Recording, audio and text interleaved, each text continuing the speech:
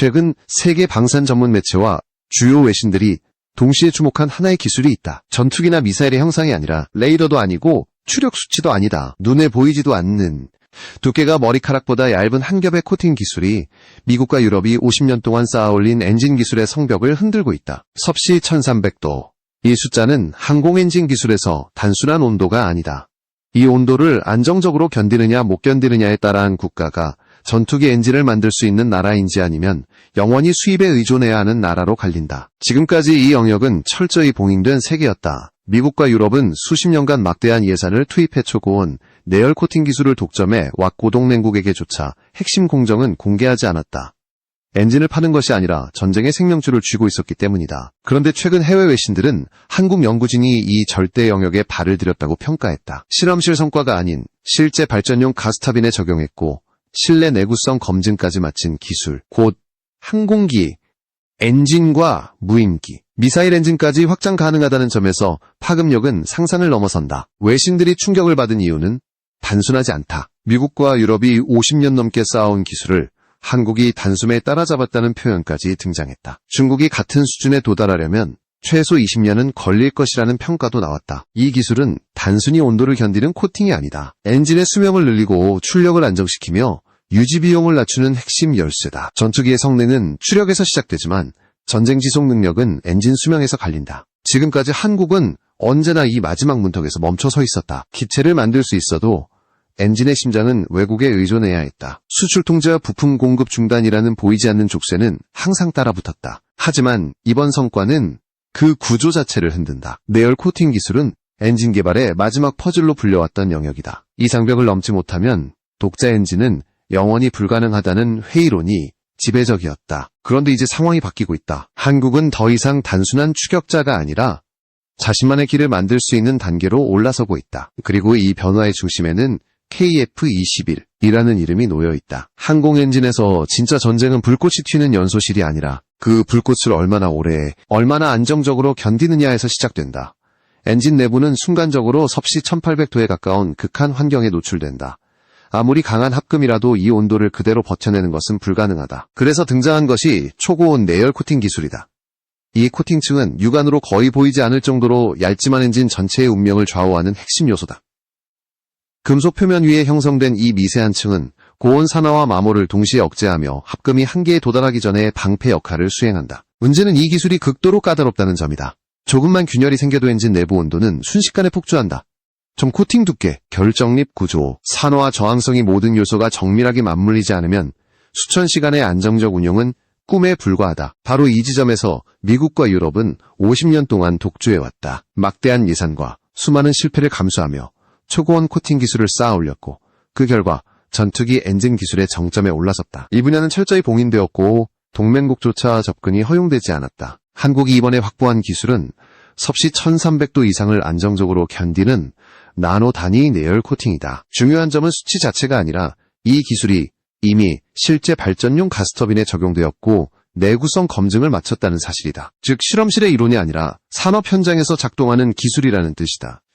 이 단계까지 도달했다는 것은 항공 엔진과 미사일 엔진으로의 확장이 기술적으로 가능하다는 신호로 해석된다. 해외 매체들이 주목한 또 하나의 포인트는 한국이 단순히 코팅을 만든 것이 아니라 시뮬레이션 기반 연구 플랫폼을 함께 구축했다는 점이다. 다양한 소재와 조합을 가상 환경에서 검증하고 최적의 결과를 예측할 수 있는 체계를 확보했다는 것이다. 이 접근 방식은 과거 수십 년간 시행착오에 의존했던 기존 강국들과는 전혀 다른 전략이다. 시간과 비용을 줄이면서 기술 축적 속도를 비약적으로 끌어올릴 수 있다. 이제 중요한 질문이 남는다. 이 기술이 실제 전투기 엔진에 적용되면 무엇이 달라지는가? 그리고 그 변화가 KF-21의 미래를 어떻게 바꾸는가? 이제 이 기술이 실제 전투기 운용에서 어떤 변화를 만들어내는지 구체적으로 살펴볼 필요가 있다. 현재 KF-21에 탑재된 엔진은 미국산 F414 계열이다.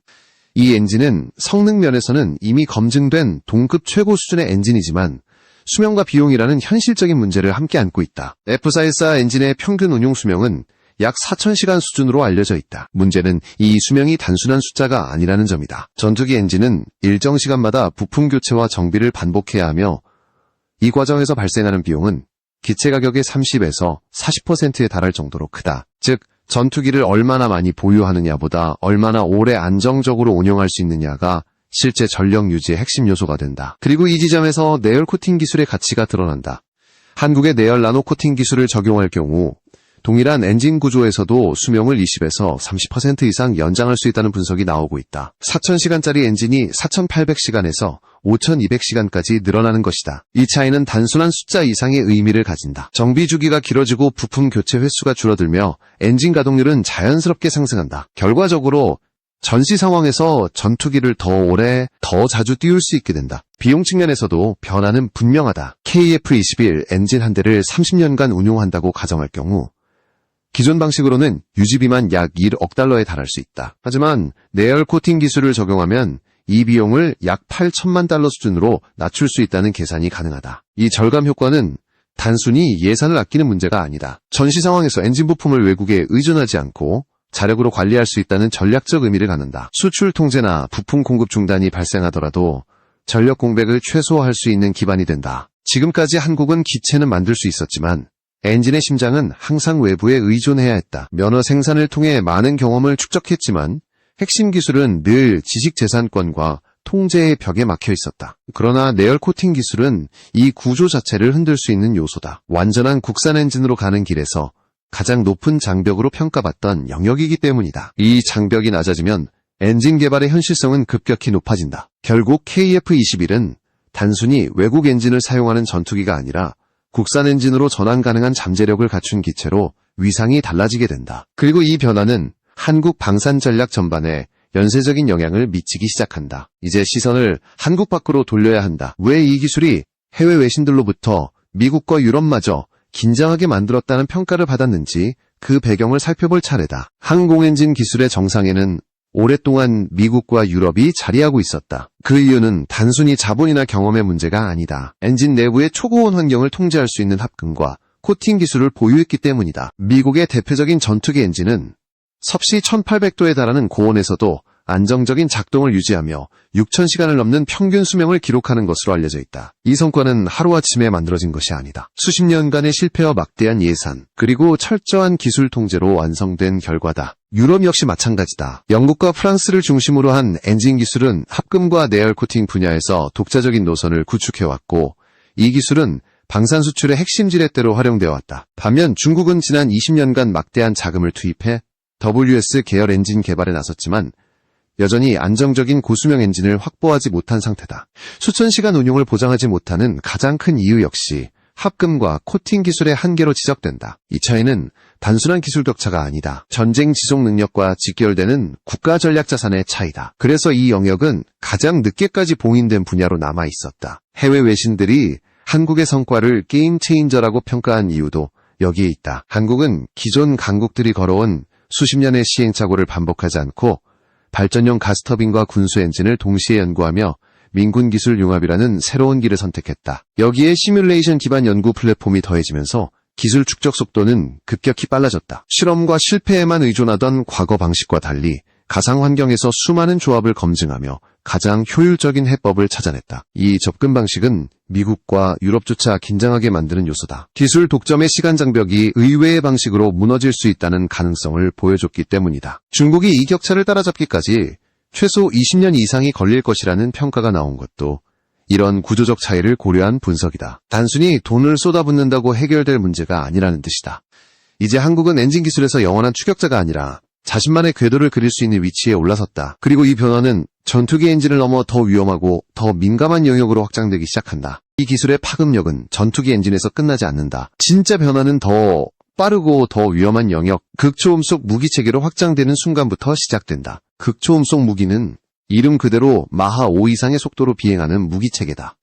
이 속도 영역에 진입하면 기존의 방공망과 요격체계는 사실상 무력화된다. 그래서 극초음속 무기는 현대전의 게임 체인저로 불린다. 문제는 속도가 아니라 열이다. 마하 5를 넘어서는 순간 공기와의 마찰로 발생하는 열은 엔진과 기체를 순식간에 파괴할 수 있다. 그래서 극초음속 무기의 핵심은 추진 방식보다 이 열을 얼마나 통제할 수 있느냐에 달려있다. 현재 극초음속 무기는 크게 두 가지 방식으로 나뉜다. 대기권 밖을 비행하는 활공형 방식과 대기권 안에서 비행하는 순항형 방식이다. 한국이 집중하고 있는 방향은 대기권 안쪽을 비행하는 순항형 극초음속 무기다. 이 방식의 핵심은 스크램제트 계열의 추진 기술이며 그 출발점은 램제트 엔진이다. 그리고 램제트와 스크램제트 엔진은 일반 항공 엔진보다 훨씬 극단적인 고온 환경에 노출된다. 여기서 다시 내열 코팅 기술이 등장한다. 엔진 내부의 연소 효율을 높이기 위해서는 온도를 더 끌어올려야 하고 그 온도를 견딜 수 있는 코팅이 없다면 극초음속 무기는 설계 단계에서 멈출 수밖에 없다. 한국은 이미 램제트 기반 핵심 기술을 확보한 상태다.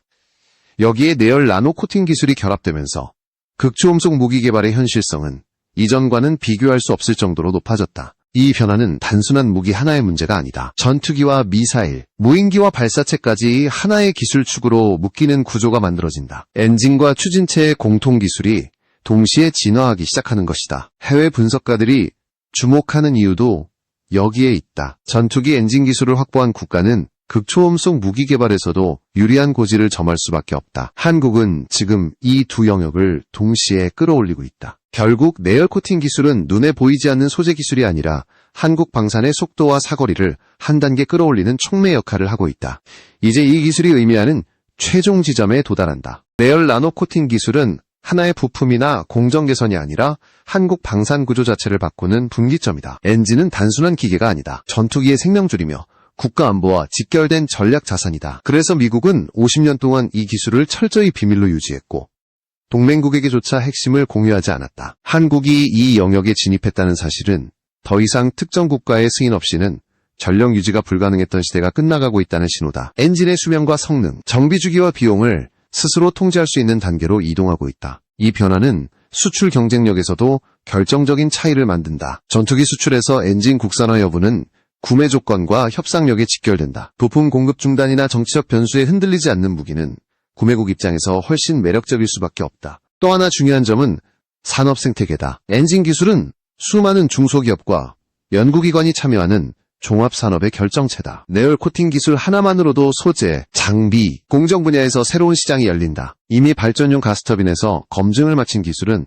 군수와 민수를 동시에 끌어올리는 민군 기술 융합의 핵심축이 된다. 수입 대체 효과와 고급 기술 인력 양성이라는 장기적인 국가 이익으로 이어진다. 무엇보다 이번 성과는 한국이 엔진을 못 만든다는 오랜 편견을 무너뜨렸다는 데 의미가 있다. 외부의 회의와 내부의 불안이 공존하던 영역에서 원천 기술을 확보했다는 사실은 상징적인 전환점이다. 이제 한국은 전투기를 조립하는 나라가 아니라 엔진의 심장까지 설계하고 통제하는 나라로 한 단계 올라서고 있다. 이 변화는 단기간에 완성되지 않겠지만 방향은 분명해졌다. 이번 성과를 단기적인 기술 뉴스로만 해석한다면 가장 중요한 본질을 놓치게 된다. 내열 나노 코팅 기술은 지금 당장 눈에 보이는 성능 향상보다 앞으로 10년, 20년 뒤에 나타날 변화의 방향을 결정한다. 항공 엔진 개발에서 가장 어려운 것은 설계도가 아니다. 설계는 시간이 지나면 누구나 접근할 수 있다. 진짜 장벽은 설계가 현실이 되는 순간부터 시작된다. 고온, 고압, 고회전이라는 세 가지 조건이 동시에 작동하는 환경에서 엔진을 수천 시간 버티게 만드는 기술은 결국 소재와 코팅으로 귀결된다. 그래서 엔진 기술은 후발주자가 가장 넘기 힘든 분야로 남아있었다. 기체 설계나 항전 장비는 상대적으로 빠른 추격이 가능하지만 엔진은 그렇지 않다. 특히 초고온 내열 코팅은 단기간에 축적할 수 없는 경험의 집약체다. 한국이 이번에 확보한 기술의 진짜 의미는 이 경험의 시간을 단축할 수 있는 구조를 만들었다는 데 있다. 발전용 가스터빈과 군수용 엔진을 동시에 연구하며 민수와 군수의 경계를 허물었고 시뮬레이션 기반 연구 플랫폼을 통해 실패 비용을 대폭 줄였다. 이는 과거 강대국들이 수십 년간 시행착오로 쌓아올린 길을 전혀 다른 방식으로 재해석한 결과다. 그래서 해외 분석가들은 단순한 기술 격차 비교보다 연구 구조 자체의 변화에 주목하고 있다. 이 구조가 완성되면 한국은 특정 엔진 하나를 만드는 국가가 아니라 엔진을 지속적으로 진화시킬 수 있는 국가가 된다. 초기 국산 엔진은 미국이나 유럽의 최신 엔진보다 성능이 다소 낮을 수 있다. 하지만 중요한 것은 개선 속도를 스스로 통제할 수 있다는 점이다. 내열 코팅 기술은 엔진 성능 향상의 출발점이 된다. 온도를 조금 더 높일 수 있으면 연소 효율이 개선되고 같은 연료로 더 많은 추력을 얻을 수 있다. 이 과정이 반복되면 엔진의 세대 교체 속도는 외부 기술에 의존할 때보다 훨씬 빨라진다. 이 변화는 전투기 운용 개념에도 영향을 준다. 수명이 늘어난 엔진은 전시 상황에서 더 높은 출격률을 보장한다. 정비에 묶이지 않은 전투기는 단순한 숫자 이상의 억제력을 만든다. 이는 전력의 질적 변화로 이어진다. 수출 시장에서도 이 차이는 점점 더 크게 작용한다. 구매국들은 이제 단순히 기체 가격만 보지 않는다. 30년, 40년을 운용할 때 얼마나 안정적으로 유지할 수 있는지가 구매 결정의 핵심 요소로 떠오르고 있다. 엔진과 그 핵심 기술을 자체적으로 관리할 수 있는 전투기는 정치적 리스크가 적다. 부품 공급 중단이나 수출 승인 문제로 전력이 흔들릴 가능성이 낮다. 이 점은 중소국가들에게 치명적인 매력으로 작용한다. 극초음속 무기 분야에서도 같은 논리가 적용된다. 속도 경쟁의 본질은 얼마나 빨리 날아가느냐가 아니라 그 속도를 얼마나 오래 유지하느냐다. 그리고 그 열쇠 역시 내열 코팅과 소재 기술에 있다. 한국이 램제트 기반 기술과 내열 코팅 기술을 동시에 확보했다는 사실은 극초음속 무기를 단발성 시연용이 아닌 실전 배치 가능한 무기로 방어 측면에서도 이 변화는 중요하다. 극초음속 무기의 위협을 이해하는 국가는 그에 맞는 방어 체계를 설계할 수 있다. 공격 기술과 방어 기술은 항상 같은 뿌리에서 출발한다. 엔진과 열을 이해하지 못하면 요격 역시 불가능하다. 이 모든 흐름을 종합하면 내열 나노 코팅 기술은 한국 방산의 한 분야를 발전시킨 것이 아니라 방산 전체의 사고방식을 바꾸고 있다. 외국 기술을 조합하는 단계에서 원천 기술을 중심으로 자기만의 생태계를 구축하는 단계로 이동하고 있다. 지금 이 변화는 아직 완성형이 아니다. 그러나 방향은 분명하다. 보이지 않는 한 겹의 코팅이 전투기, 미사일, 산업, 수출, 안보를 하나의 축으로 연결하고 있다. 그리고 이 축이 굳어질수록 한국은 더 이상 기술의 종착지가 아닌 기술의 출발점이 된다.